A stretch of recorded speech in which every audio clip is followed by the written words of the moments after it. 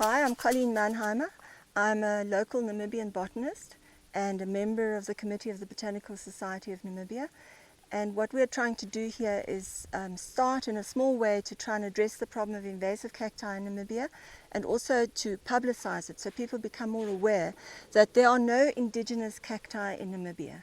Anything in Namibia that looks like a cactus that's indigenous is either a hoodea or a euphorbia. But most of these spiny things with these fine spines, they are all cacti.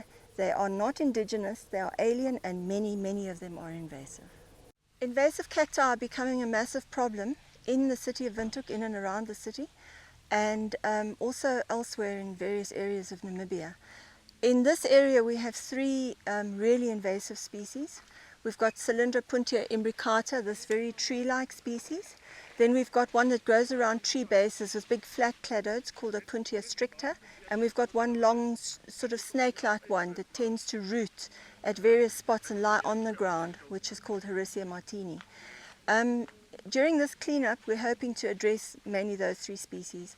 The important things to remember when you're clearing cacti are firstly that the spines are very dangerous. They're very difficult to get out of your flesh. They sometimes have to be removed surgically.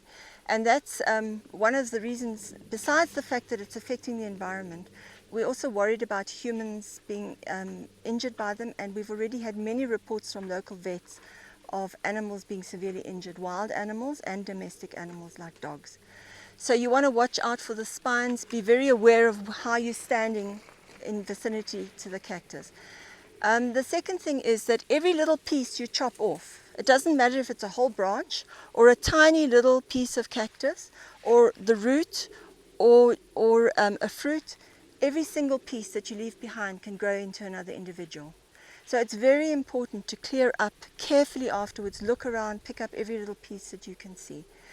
And then the last thing, and it's something we've addressed in this cleanup, is that it has to be disposed of responsibly. You can't just take cactus and throw it on a junk heap somewhere, because it will grow there and it will spread from there.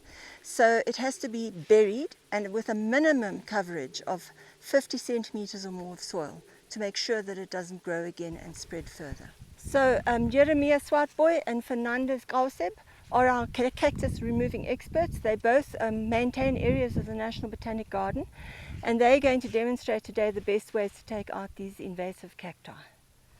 This tree-like cactus is called Cylindropuntia imbricata. It's an extremely invasive species, and as you can see it becomes very woody. So in order to remove it, you have to consider chopping with a panga or sawing, or else if the branches are small enough you can clip with a very large clipper. So with this large woody species, you need a team of people. Some people to chop down the bigger branches and then just place them a bit further away from the bush, and other people with tongs and braai hooks and so on to chop them up into smaller pieces so that they fit more compactly into the skip, and to place them in wheelbarrows or boxes to be carried to the skip. So let's just have a look at that.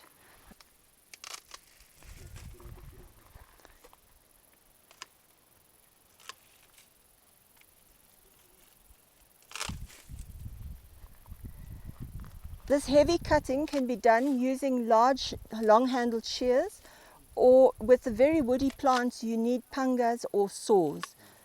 And then you have to get close in and you have to be very careful of the spines. And then we need to chop it flatter to compact it in the skip. So we just chop off these side branches.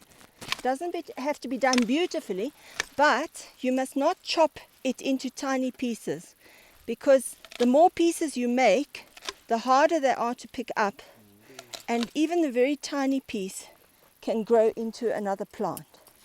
So once you have it in sort of flattish pieces that will compact into a skip, you can place it in the wheelbarrow or in a box and move it to the skip. It's very important to pick up every single piece. And with these, when you deal with these branches that have a lot of fruit on them, you will find that the fruit fall off and spread out. So you have to sort of inspect the area quite well. So once you've got the whole bush or tree down to a stub, it's probable that you'll need a pick to be able to actually dig out the root. because the root will very easily grow into another tree. This is one of our most invasive species.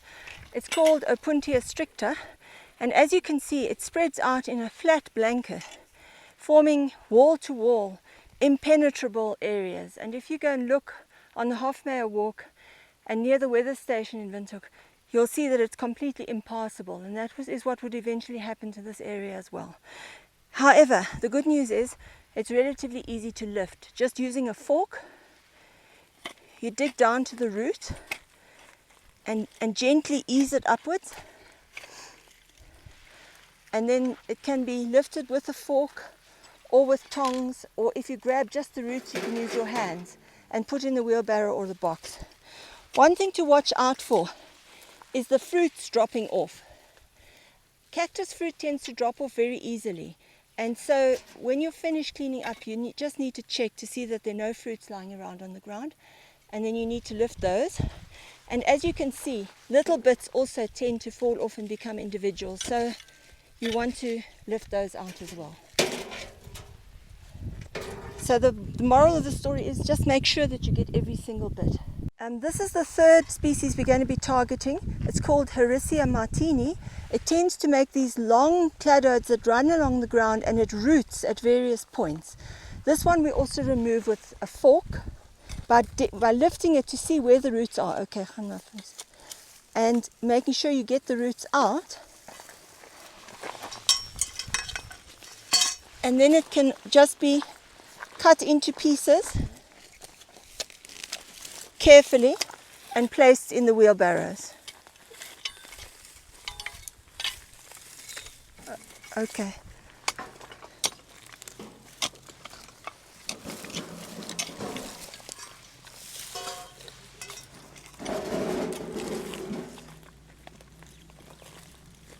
More people we have to volunteer for this cleanup project, the better we're going to do. So please get involved if you can on the 21st of June from 8 a.m. until noon.